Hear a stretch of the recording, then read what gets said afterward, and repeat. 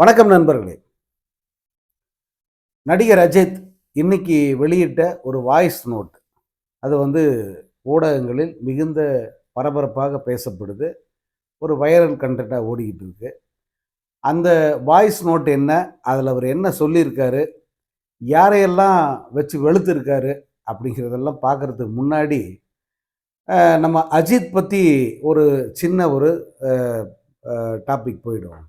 நான் ஏற்கனவே பலமுறை அஜித்தை பற்றிய வீடியோக்கள் வெளியிட்டிருக்கேன். சில தினங்களுக்கு முன்பு கூட அஜித்தோட அடுத்த படம் என்ன அப்படிங்கிறத பத்தி நம்ம பேசியிருக்கோம். இதுல அ அஜித் ஒரு அண்மையில இந்த கரூர் சம்பவம் நடந்த பிறகு, அஜித் கிட்ட அவர் இத இன்டென்ஷனலா இத பத்தி பேசணும்னு அவர் எந்த முயற்சியும் பண்ணல. அவர்கிட்ட போகிற போக்கில் ஒரு கேள்வி கேட்கிறாங்க. அப்படி கேட்கும்போது அவர் அந்த கரூர் சம்பவத்துக்கு யாரெல்லாம் பொறுப்பு அப்படிங்கிறத அவ்வளோ அழகா, அவ்வளோ தெளிவா அந்த மாரி எந்த நடிகரும் பேச முடியாது. அவ்வளவு தெளிவா அவர் பேசியிருந்தாரு. இந்த மாதிரியான ஒரு மோசமான நிலைக்கு காரணம் இங்க இருக்கிற அத்தன பேரும் தான். ஒரு குறிப்பிட்ட நடிகர், அந்த நடிகரும் காரணம் தான். அதேபோல இந்த மக்களும் ஈக்குவலா அவங்களும் சம பொறுப்பாளிகள் தான் அப்படிங்கிறத அவர் ரொம்ப தெளிவா சொல்லியிருந்தாரு. நாளைக்கு இந்த சமூகம் யார குற்றம் சாட்டும் அப்படின்னா, இந்த குறிப்பிட்ட நடிகரை, இந்த மக்களை மட்டும் இல்ல, இந்த சினிமா துறையையே குற்றவாளி கூண்டில் நிப்பாட்டும் அப்படிங்கிறது தான் அஜித்தோட கருத்தா இருந்தது. இந்த கருத்தை அவர் பதிவு செய்த உடனே, ஒரு பக்கம் இந்த தற்குறி பசங்கள்லாம் அவர் மேல பாஞ்சு பிராண்டுறாங்க. இன்னொரு பக்கம் இந்த தற்குறியால சம்பளம் கொடுத்து வளர்க்கப்படுகிற சில ஜென்மங்கள், சில ஈனப்பிறவிகள், இவங்களெல்லாம் மனிதர்கள்னு சொல்லவே கூடாது. அவங்கெல்லாம் ஒரு பக்கம் அஜித்தை எவ்வளவு முடியுமோ அவ்வளவு தூரத்துக்கு மிக மோசமாக விமர்சனம் பண்றாங்க. ஏன்டா, நல்லது சொன்னா எவனுமே கேட்க மாட்டீங்களா? அவர் என்ன அப்படி தப்பா பேசினாரு? நல்ல விஷயத்த தானே சொன்னாரு. அதுக்கு ஏன்டா உங்களுக்கு இவ்வளோ எரியுது? அப்படிங்கிற பார்வை எல்லோருக்குமே இருந்தது. பலரும் அத பதிவு பண்ணியிருந்தாங்க. நம்மளும் கூட அத பதிவு பண்ணியிருந்தோம். அதுக்கு அடுத்து பார்த்தீங்கன்னா, அண்மை காலத்துல அஜித் பெருசா யாருக்கும் பேட்டி எல்லாம் குடுக்கல. அதுவும் குறிப்பா தமிழ் ஊடகத்துக்கு அவர் பேட்டி குடுக்கல. ஏன்னா, தமிழ் ஊடகங்கள் எப்படி அவரை நடத்துச்சு, அவரு அவர் சம்பந்தமான செய்திகள எவ்வளவு ஒருதலை பட்சமா அவங்க வெளியிட்டாங்க. அவரை தனிப்பட்ட முறையில எப்படியெல்லாம் தாக்குறாங்க. ஒரு குறிப்பிட்ட நடிகர தூக்கி வச்சுட்டு, இவர எவ்வளவு மட்டம் தட்டுறாங்க. இதையெல்லாம் அஜித் பார்த்துக்கிட்டு தான் இருக்காரு. அவர் ஒண்ணும் வேற்று கிரகத்தில் வாழல. அவர் இதே தமிழ் சினிமாவில் தான் இருக்கார். அவருடைய மன திருப்தி என்னன்னு அவர் என்ன மனசு என்ன விரும்புதோ அதன்படி அவர் வாழ்றார். அது அவருடைய விருப்பம். அதை யாருமே குறை சொல்ல முடியாது. இன்னொன்னு, நான் ஏன்டா இந்த ரசிகர் மன்றம்ன்ற சுமையை சுமக்கணும்? எனக்கு வேணாம்டா.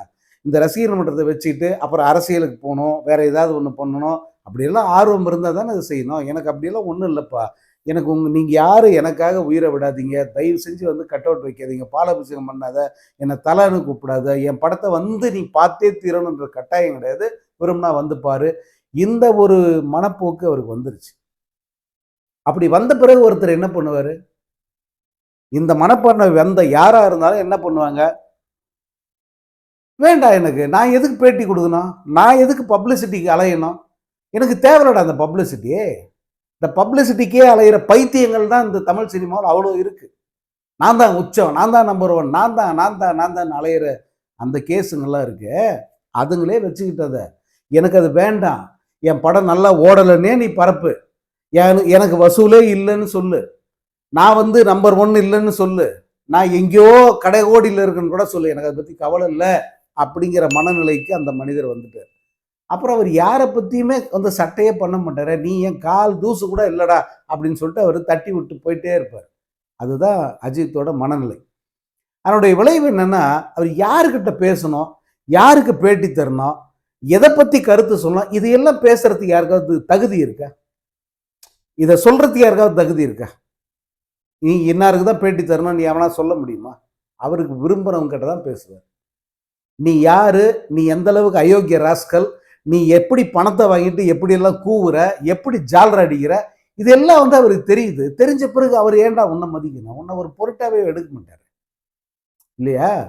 ஸோ அவருக்கு பிடிச்சமான ஊடகத்துக்கு அவர் பதில் சொல்றாரு. பிடிச்சமான ஊடகத்துக்கிட்ட பேசுறாரு. அதை சிலர் இங்கே வந்து தவறாக சித்தரிக்கிறார்கள், கொச்சைப்படுத்துகிறாங்க. அஜித்தை வந்து எவ்வளோ முடியுமோ அவ்வளோ கேவலமாக சித்தரிக்கிறார்கள். கடந்த 2-3 நாட்களாக நம்ம ஊடகத்தில் பார்க்குறோம்.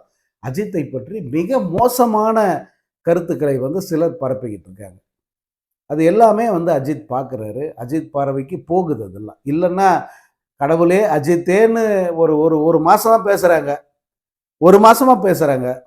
உடனடியாக அது முற்றுப்புள்ளி வைக்கிறார். எப்போ அவர் அறிக்கை விட்டாரோ அடுத்த நாள் கப்சிப்புன்னு ஆயிட்டாங்க இந்த பயலுங்க அத்தனை பேரும். அந்த அளவுக்கு ஊடகத்தை அவர் கவனிக்கிறார். நாட்டு நடப்பை அவர் பார்க்கிறார். என்ன நடக்குதுன்றது கவனிக்கிறாரு. ஒரு பொறுப்புள்ள குடிமகனாக தனது கருத்தை பதிவு செய்கிறாரு. எங்கேயும் ஓடுறதில்ல, மூஞ்சை திருப்பிட்டு போகிறதில்ல, அல்லது ஊடகர்களுக்கு பதில் சொல்ல துப்பு இல்லாமல் வந்து ஒளிஞ்சு மறையிறதில்ல, திருச்சி ஓடுறது எல்லாம் கிடையாது. தேவைன்னா நான் பேசுவேன்டா டேய், எனக்கு அதெல்லாம் எந்த தயக்கமும் இல்லை. ஆனால் நான் பேச வேண்டியதில்லை. நான் எதுக்கு பேசணும்? பேசி எனக்கு என்ன ஆக போகுது? இந்த மனநிலை அஜித்துக்கு வந்து வந்துருச்சு. அதனுடைய விளைவு தான் அவர் பல இடங்களில் வந்து அமைதி காத்தார்.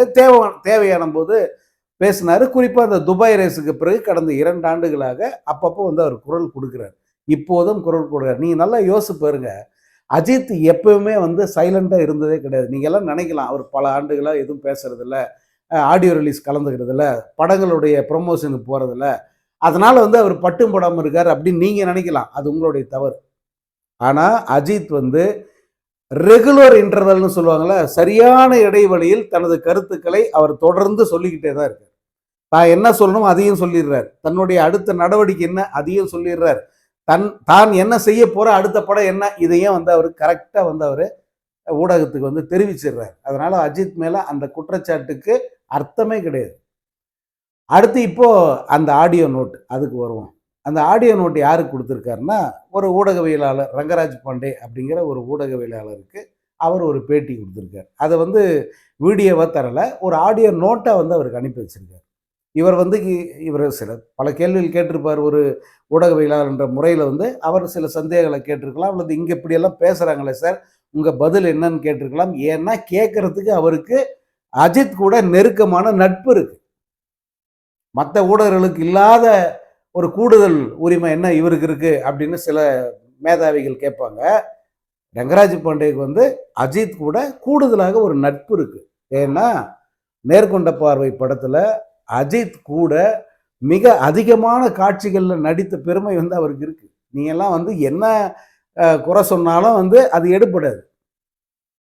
ஏன் ரங்கராஜ் பாண்டேக்கு மட்டும் நோட் அனுப்புனாருன்னா, ரங்கராஜ் பாண்டே அவர் தனிப்பட்ட முறையில் தெரியும். அதனால் வந்து அவருக்கு ஃபோன் பண்ணி, சார் இந்த மாதிரிலாம் சில அல்ப ஜென்மங்கள் எல்லாம் பேசிக்கிட்டு இருக்கு, நீங்கள் இதை பற்றி கருத்து சொல்லுங்கள் சார் அப்படின்னு அவர் கேட்டிருக்காரு. அதற்கு ஒரு பதிலை வந்து அனுப்பியிருக்காரு. மிக விரிவான பதில், மிக மிக வைஸ் ஆன்சர்ஸ், மிகவும் அறிவுள்ள புத்திசாலித்தனமான ஒரு விளக்கம்.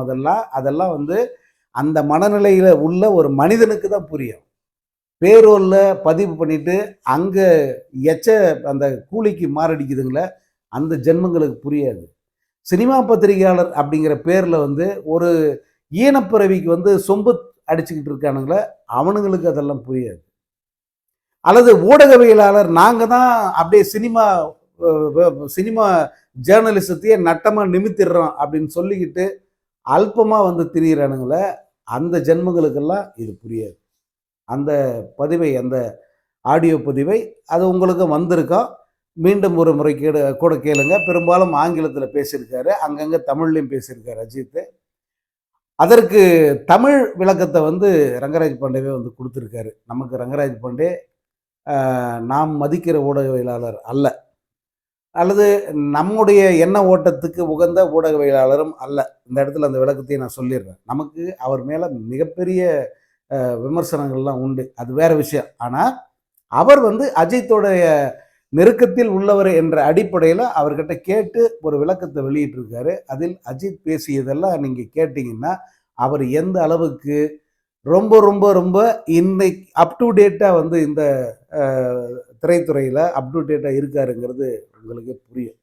நான் வந்து இங்கே இருக்கிற பத்திரிகையாளர்களை எப்படி மதிக்கிறேன் அப்படிங்கிறத அவர் சொல்லியிருப்பார் பாருங்க. இங்கே இருக்கிறவன்லாம் யார்? எச்சப்பயிலுங்க. அதாவது அவர் ஆங்கிலத்தில் சொன்னதை பச்சையாக தமிழில் சொல்லணும்னா இதுதான் விளக்கம். இங்கே இருக்கிறவன்லாம் யார்? எச்சப்பயிலுங்க. நான் ஒன்று சொன்னால் அதை திரிச்சு வெளியிடுறவங்க. அஜித்துக்கும் விஜய்க்கும் வந்து சண்டை அப்படின்னு சண்டை மூட்டி விடுறவங்க. அஜித் ரசிகர்களை விஜய் ரசிகர்களுக்கு எதிராக திருப்பி விடுறவங்க. தெரியுதா? என்ன மாதிரி ஈனப்பிறவிகளை இவங்கன்னு சொல்லி ஏன் இவங்களுக்கு அந்த வார்த்தையை பயன்படுத்துறேன்னா, இவர்கள் தொழிலே என்னன்னா, இவங்க முழுக்க முழுக்க வந்து யாராவது ஒருத்தரை துதிப்பாடுறது, எவனாவது ஒருத்தன் காலை நக்கிறது, இன்னொருத்தனுடைய இன்னொருத்தனுக்கு எதிராக குழி வெட்டுறது. இது 2 தான் வந்து இவங்களுக்கு தெரியும். ஒரு நடிகருக்கு எதிராக குழி பறிப்பது, இன்னொரு நடிகர் காலை நக்குவது. இது 2 மட்டும்தான் இவர்களுக்கு தெரியும். அதைத்தான் வந்து அஜித் வந்து ரொம்ப ரொம்ப கண்ணியமா ஆங்கிலத்தில் அதை சொல்றாரு. தமிழ்ல சொன்னா நிச்சயமா நான் சொன்ன வார்த்தைகளை தான் பயன்படுத்த வேண்டியிருக்கும். ஸோ அப்படிப்பட்டவர்களை எனக்கு தெரியும். என்னை பத்தி தவறா பரப்புறவங்கெல்லாம் யாருங்கிறது எனக்கு தெரியும். அதை பற்றியெல்லாம் நான் கவலையே படல. நான் என் மனசுக்கு பிடிச்ச வாழ்க்கையை நான் வாழ்கிறேன். எனக்கு என்ன தேவையோ அதை வந்து நான் செஞ்சுக்கிறேன். நான் பிடிச்ச படங்கள் நடிக்கிறேன். எனக்கு பிடிச்ச ஸ்போர்ட்ஸை வந்து நான் தேர்ந்தெடுத்து அதில் வந்து நான் ட்ராவல் பண்ணுறேன். அந்த ஸ்போர்ட்ஸுக்கு முடிஞ்சால் நீங்கள் சப்போர்ட் பண்ணுங்கள். நான் உங்ககிட்ட எந்த ஆதரவையும் கேட்கல. சப்போர்ட்டுங்கிறது மாறலாக நீங்கள் சப்போர்ட் பண்ணுங்கள். எனக்கு அது போதும். நீங்கள் யாரும் எனக்கு பணம் கொடுத்து உதவ வேணாம், அல்லது அரசாங்கம் கூட இதுக்கெல்லாம் பணம்லாம் தர வேணாம். இந்த ஸ்போர்ட்ஸை நான் பார்த்துக்கிறேன். நான் எனக்கு தெரிஞ்ச வகையில் நான் கொண்டு போய்க்கிறேன். இப்படி ஒரு விளக்கத்தை வந்து அதில் வந்து நீளமாக கொடுத்துருப்பார். அதுக்கடுத்து இவரை வந்து தனிப்பட்ட முறையில் இந்த மாதிரி நடிகர்களை வந்து காயமுற வைப்பது எதுன்னா, அவங்களுடைய எத்னிசிட்டி, அவர்கள் எங்கிருந்து வந்தாங்க, அவங்க யாரு அப்படிங்கிறத வந்து குத்தி கொதறுவாங்க. அது ரொம்ப ரொம்ப கீழ்த்தரமான ஜென்மங்கள் செய்கிற வேலை. நீங்கள் ரஜினிகாந்தை எடுத்துக்கிட்டிங்கன்னா, அவர் மேலே ஆரம்பத்துலேருந்தே வைக்கிறது, ஏன்னா ஆரம்பத்திலே வந்து அவருடைய போக்கு, அவருடைய பேச்சு, அவருடைய பேட்டிகள் இதெல்லாம் 90களில் பார்த்த அத்தனை அரசியல்வாதிக்கும் பயம் வந்துடுச்சு. அது குறிப்பாக பத்திரிகை துறையில் இருக்கிற கேடுகட்ட ஜென்மங்கள் சில, அதுங்களுக்கு எதுக்கு பயம்னு எனக்கு ஒன்றும் புரியல. யார் போடுற எலும்புக்கு வாலாட்டுறாங்க அப்படிங்கிறது புரியல.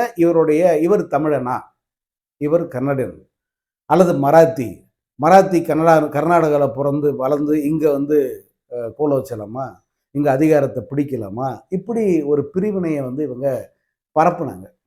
ரஜினிகாந்த் அது வந்து அவருடைய கெண்டைக்கால் ரோமத்துக்கு கூட சமமாக இல்லை அப்படிங்கிறத வந்து அவர் நிரூபிச்சுட்டு போயிட்டார். இந்த மாதிரி கேள்விகள் எல்லாம் அவர் கெண்டைக்கால் ரோமத்தை கூட ஆட்ட முடியாதுங்கிறத அவர் நிரூபிச்சிட்டார். அவர் ரொம்ப தைரியமாக அதை எதிர்கொண்டார்.